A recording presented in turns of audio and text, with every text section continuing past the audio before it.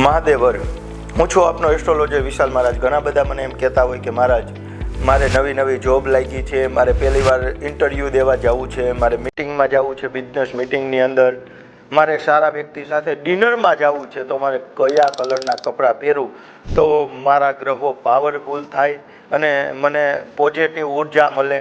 તો ખાસ કરીને એને સફેદ કલરનું કોઈ બી વસ્તુ પહેરવું જોઈએ, વ્હાઇટ કલરનું, તો એનાથી એની પોઝિટિવ ઉર્જા મળશે.